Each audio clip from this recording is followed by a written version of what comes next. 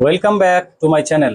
অনেকদিন পর আবার একটা নতুন টপিক নিয়ে তোমাদের সামনে উপস্থিত হলাম। আজকের টপিকটা হচ্ছে বর্গমূল। বর্গমূলের চ্যাপ্টার কোষে দেখি 18.1 এই অধ্যায়টার অঙ্ক আজকে তোমাদেরকে করাবো। এটা বর্গমূলের চ্যাপ্টারের অঙ্ক।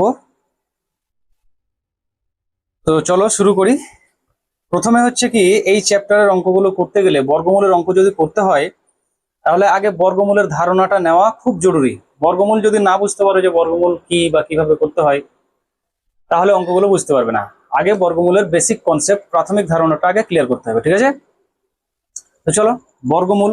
আর এই বর্গমূল বোঝার আগে বর্গ জিনিসটা কি সেটা আগে বুঝতে হবে। তো চলো আজকে কোষে দেখি 18.1 এই চ্যাপ্টারের অঙ্কটা শুরু করি। তো ফার্স্টে আগে আমরা বর্গমূলের ধারণাটা নিয়ে নিই।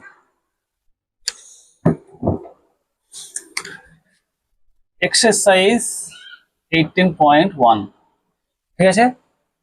প্রথম হচ্ছে যে বর্গ জিনিসটা কি, বর্গ কাকে বলে। দেখো, বর্গ, আমি যদি 2কে 2 দিয়ে গুণ করি তাহলে কত হবে বলো তো? 4 হবে। তেমনি 3কে 3 দিয়ে গুণ করলে কত হয়? 9 হয়, তাই না? তো এই যে 2কে 2 দিয়ে গুণ করে 4 পেলাম, এই 4 হলো 2 এর বর্গ। 4 হলো 2 এর বর্গ। তেমনি 3কে 3 দিয়ে গুণ করে 9 পেলাম, তো 9 হলো 3 এর বর্গ। অর্থাৎ কোন সংখ্যাকে যদি সেই সংখ্যাটা দিয়ে গুণ করি, দিয়ে যে সংখ্যাটা পাবো সেটা হলো ওই প্রথমের সংখ্যাটার বর্গ। এই বর্গকে ইংরেজিতে বলা হয় স্কোয়ার। বর্গকে ইংরেজিতে বলা হয় স্কোয়ার। বর্গ ও বর্গমূল,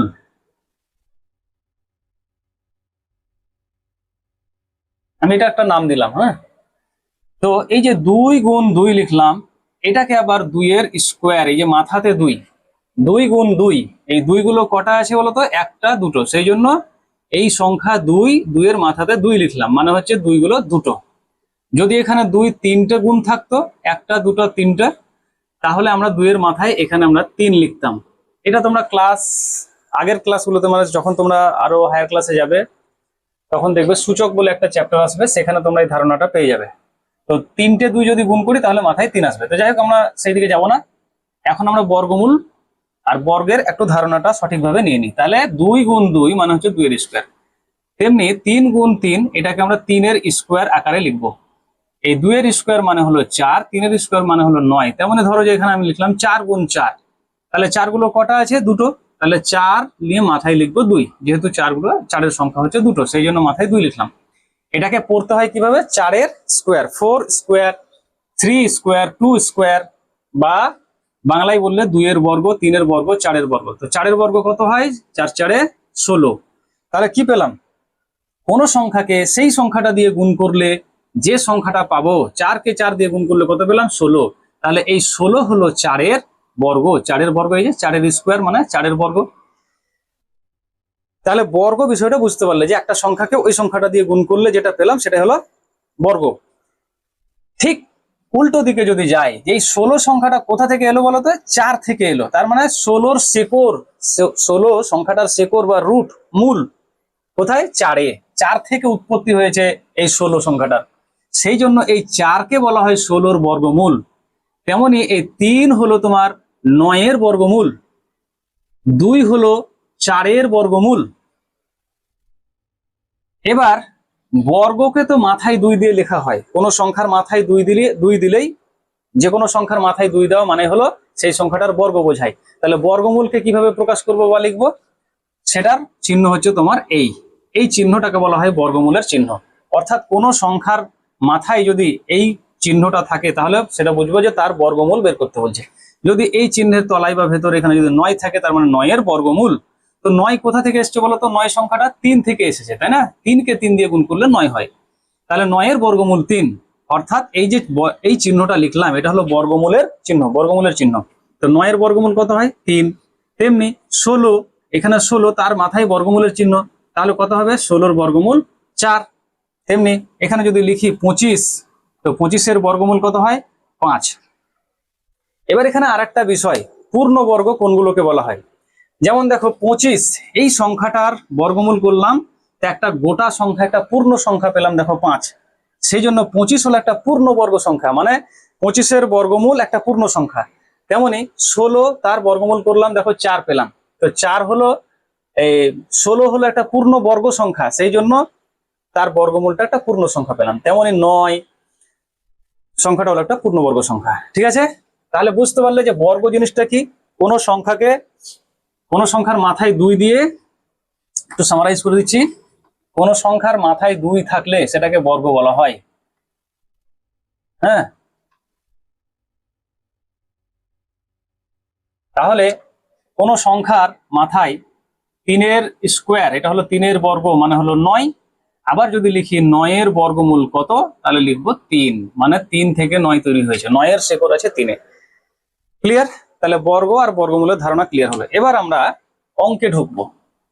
বসে দেখি 18.1 এই চ্যাপ্টারের ফার্স্ট অঙ্ক। দেখো, তোমরা এই অঙ্কটা লেসনগুলো করার সময় টিউশনে যেভাবে পড়ো, তোমরা একটা বই, খাতা, কলম সবকিছু নিয়ে বসবে। আমি যখন যে ম্যাথটা করাবো তখন তোমরা বইয়ের সেই অঙ্কটা করতে থাকবে। তো বইতে দেখো কি লেখা আছে। 1 নম্বর অঙ্ক, নিসারের ফলের বাগান থেকে 441টি কমলালেবু তোলা হয়েছে। অনেকগুলি ঝুড়িতে রাখা হবে। যতগুলি ঝুড়ি আছে প্রত্যেক ঝুড়িতে ততগুলি কমলালেবু রাখলে মোট কতগুলি ঝুড়িতে কমলালেবু রাখা হলো। দেখো অঙ্কটায় কি বলছে, যতগুলি ঝুড়ি আছে। অঙ্কে যদি দেখো যতগুলো ততগুলো, যত তত, এই সংখ্যা, এই কথাগুলো থাকলে যত তত, তখন বুঝবে যে এই অঙ্কটা হচ্ছে বর্গ এবং বর্গমূলের চ্যাপ্টারের অঙ্ক, একদম স্পষ্ট ভাবে। হ্যাঁ, যত তত। তো এখানে বলছে যে যতগুলো ঝুড়ি আছে, যতগুলো ঝুড়ি আছে তত প্রত্যেকটা ঝুড়িতে, মনে করো 5টা ঝুড়ি আছে, তাহলে 5টা ঝুড়ির প্রত্যেকটাতে 5টা 5টা করে কমলালেবু থাকবে। যদি 10টা ঝুড়ি থাকে তাহলে 10টা ঝুড়ির প্রত্যেকটাতে 10টা 10টা করে থাকবে। মানে যতগুলো ঝুড়ি আছে প্রতিটা ঝুড়িতে ওই ঝুড়ির সংখ্যার সমান সমান কমলালেবু রাখা আছে। তো এখানে বলছে যে মোট কমলালেবু বাগান থেকে তোলা হয়েছে কতগুলো, 441টি। তাহলে প্রথম অঙ্কতে আমরা কি পাচ্ছি, 441টি কমলালেবু। মোট কমলালেবু, মোট কমলা লেবুর সংখ্যা সমান 441টি। এবার বলছে যে কি বলছে এখানে, যে কতগুলি ঝুড়িতে কমলা লেবু তাহলে রাখা হলো। যেহেতু ঝুড়ির সংখ্যা ও প্রতিটি ঝুড়িতে কমলা লেবুর সংখ্যা সমান, প্রতিটি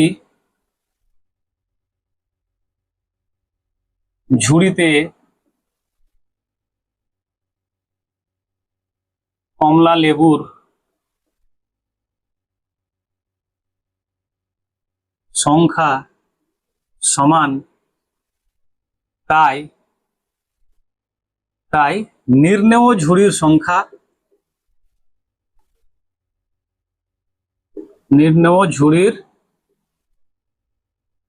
সংখ্যা সমান কি হবে, তাহলে দেখো যতগুলো ঝুড়ি ততগুলো কমলা লেবু, প্রত্যেকটা ঝুড়িতে ততগুলো কমলা লেবু। তার মানে কি বুঝলাম, দিয়ে মোট কমলা লেবুর সংখ্যা 441টি বলেছে। তাহলে যখন যতগুলো ততগুলো থাকবে তার মানে তার বর্গমূল বের করতে হবে। তাহলে 441টা হচ্ছে মোট কমলা লেবু। তাহলে 441-এর বর্গমূল যদি আমি বের করি তাহলে সেটাই হবে ওই ঝুড়ির সংখ্যা বা কমলা লেবুর সংখ্যা। তো আমাকে এখানে জানতে চেয়েছে মোট ঝুড়ির সংখ্যা কতগুলো।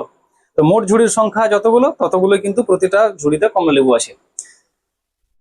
তো 441-এর বর্গমূল করে দিলে আমরা ঝুড়ির সংখ্যা পেয়ে যাবো। এবার 441-এর বর্গমূল কিভাবে করব, 441-এর বর্গমূল দেখো উৎপাদকে বিশ্লেষণের সাহায্যে বর্গমূলটা এইভাবে করবে। 441, এটাকে প্রথমে দেখো একটু দেখে নাও যে এই সংখ্যাটা কিন্তু 2 দিয়ে ভাগ যাবে না, যেহেতু লাস্টে দেখো প্রথম অঙ্কটা কত, 1 হলো বিজোড় সংখ্যা। আর বিজোড় সংখ্যাকে কখনোই 2 দিয়ে ভাগ যায় না। তাহলে 2 দিয়ে যেহেতু ভাগ যায় না, তাহলে আমরা 3 দিয়ে দেখব। তো 3 দিয়ে এই সংখ্যাটা ভাগ যাবে কি যাবে না কিভাবে বুঝবো? এই অঙ্কগুলোকে একবার যোগ করে নাও। 4 আর 1 5 হয়, 5 আর 4 9 হয়। যদি অঙ্কগুলোর যোগফল 3 দিয়ে বিভাজ্য হয় তাহলে পুরো সংখ্যাটাই 3 দিয়ে ভাগ যাবে। তাহলে যেহেতু যোগফলটা 9 আসছে তাই 3 দিয়ে এটা ভাগ যাবে। তাহলে কত হচ্ছে তোমার? 3 1 3, 1 4, 3 4 12, 2 নামলো 1 হলো, 3 7 21। আবার দেখো তো, এটা যেহেতু বিজোড় সংখ্যা 147, তাই এটা 2 দিয়ে যাবে না, 3 দিয়ে দেখি। 4 আর 1 5, 5 এর সাথে 12, দেখো 12 সংখ্যাটা 3 দিয়ে ভাগ মেলে, তাই এটাকেও 3 দিয়ে ভাগ যাবে। তো 3 4 12 আর 3 9 27। এবার দেখো 49 হলো, এটা একদম তোমরা জানো 7 7 49। তাহলে 441 কে ভেঙে দেখো 4টে উৎপাদক পেলাম, দুটো 3 দুটো 7, তাই না? তাহলে এই 441 কথার মানে হলো 3 গুণ 3 গুণ 7 গুণ 7। এবার বর্গমূল কিভাবে বের করতে হয়? প্রতি জোড়া সংখ্যার জন্য এই যে বর্গমূলের ভেতরে যদি এক জোড়া সংখ্যা থাকে তাহলে বর্গমূলের বাইরে একটা সংখ্যা আসবে। দুটো 3 আছে তাহলে একটা 3 আসবে, দুটো 7 আছে তাহলে একটা 7 আসবে। বুঝতে পারলে? এটা হলো বর্গমূল, এটা বর্গমূলের চিহ্ন। যতক্ষণ বর্গমূলের চিহ্ন থেকে যখনই বাইরে আনবো তখনই এক জোড়ার বদলে একটা আসবে। যদি জোড়া না পাওয়া যায় তাহলে সেটা বর্গমূলের বাইরে আসবে না, বর্গমূলের ভেতরেই থাকবে সেটা। ঠিক আছে? তো কত হলো? 3 7 21। তাহলে এই হলো যে 21 সংখ্যাটা পেলাম। এটা কি পেলাম? এটা হলো সেই ঝুড়ির সংখ্যা। জানতে চেয়েছে যে মোট কতগুলি ঝুড়ি ছিল, তাহলে ঝুড়ির সংখ্যা হলো 21টি। 21টি, এটাই হলো অ্যান্সার। এখানে যদি উত্তরটা চাইতো যে প্রতিটি ঝুড়িতে তাহলে কতগুলো করে কমলা লেবু রাখা আছে, তারও কিন্তু উত্তর এটাই হতো যে নির্ণেয় কমলা লেবুর সংখ্যা প্রতিটি ঝুড়িতে 21টি। বুঝতে পেরেছো? তাহলে এই হলো 1 দাগের অঙ্কটা, এটার একটা স্ক্রিনশট নিয়ে নাও।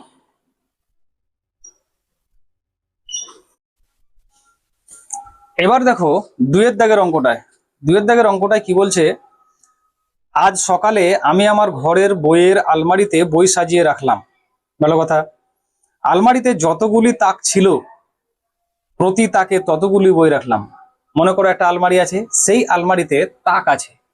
এবার ওই তাকগুলোতে যতগুলো তাক আছে, মনে করো 10টা তাক আছে, তো 10টা তাক আছে, সেই 10টা তাকের প্রত্যেকটাতেই 10টা 10টা করে বই রাখা হলো। মানে এটা আমি বোঝানোর জন্য বলছি, মানে যতগুলো তাক আছে প্রতিটা তাকে ততগুলো করে বই রাখা আছে।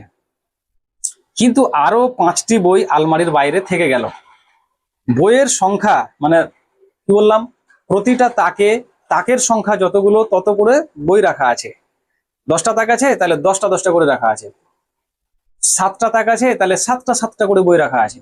এইভাবে রাখতে গিয়ে দেখা গেল যে 5টা বই কিন্তু বাইরে থেকে যাচ্ছে, মানে তাকের সংখ্যার সঙ্গে বইয়ের ওই সংখ্যাটা ম্যাচ করছে না, যার জন্য 5টা বই বাইরে থেকে যাচ্ছে।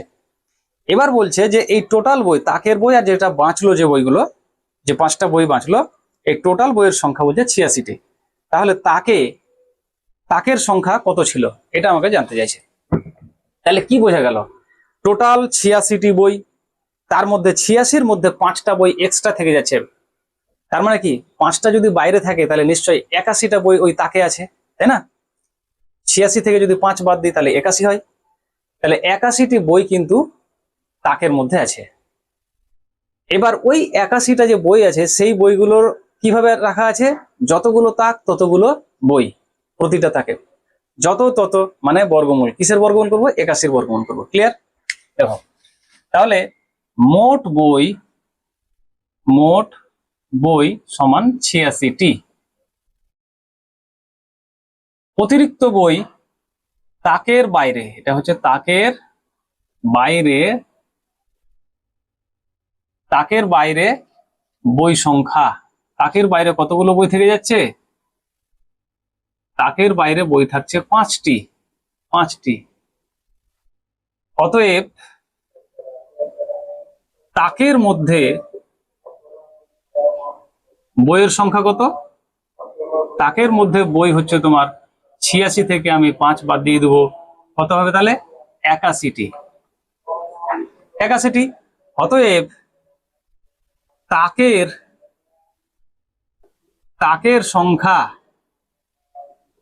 তাকের সংখ্যা মানে কি হবে? তাকের সংখ্যা বলো আর প্রতিটা তাকে কতগুলো করে বই রাখা আছে বলো, দুটোই কিন্তু একই জিনিস। কারণ ওই যে বর্গ তো শিখলাম কি, যে সংখ্যাটা থাকবে তাকেই সেই মানে ওই সংখ্যাটা দিয়ে গুণ করতে হবে, একই সংখ্যা দিয়ে গুণ, দুটোই একই হবে। তাহলে যতগুলো তাক ততগুলো বই। তাহলে তাকের সংখ্যা মানে কি পাবো, তাহলে আমাকে 81, এই যে তাকের মধ্যে টোটাল বইয়ের সংখ্যা 81, তাহলে 81-র বর্গমূল বের করতে হবে, তাই না? 81-র বর্গমূল, তাহলে 81-র বর্গমূল কত আমরা সবাই জানি, 9 9 81। তাহলে আমরা কি পাচ্ছি এখানে, 81-র বর্গমূল তুমি সরাসরি 9ও লিখতে পারো অথবা এইভাবেও লিখতে পারো যে 81 মানে আমরা তো জানি 9 গুণ 9, দুটো 9-এর গুণফল। এবার একটু আগে কি বললাম যে বর্গমূলের ভেতরে দুটো থাকবে, বর্গমূলের বাইরে একটা লিখতে হয়। তাহলে এটাই হলো উত্তর, তাকের সংখ্যা হলো এতটি, এটাই অ্যান্সার বা উত্তর। ঠিক আছে, চলো পরের অঙ্কটা, আর এটা একটা স্ক্রিনশট নিয়ে নাও।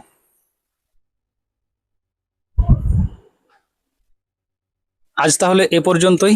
1-এর দাগ এবং 2-এর দাগ এই অঙ্ক দুটো ভালোভাবে প্র্যাকটিস করো, আর বর্গমূলের ধারণা দিলাম সেটা ভালোভাবে বোঝো। ভিডিওটা বেশি লম্বা হয়ে যাবে আর বড় না করাই উচিত। ঠিক আছে, তোমরা প্র্যাকটিস করো। ওকে, বাই।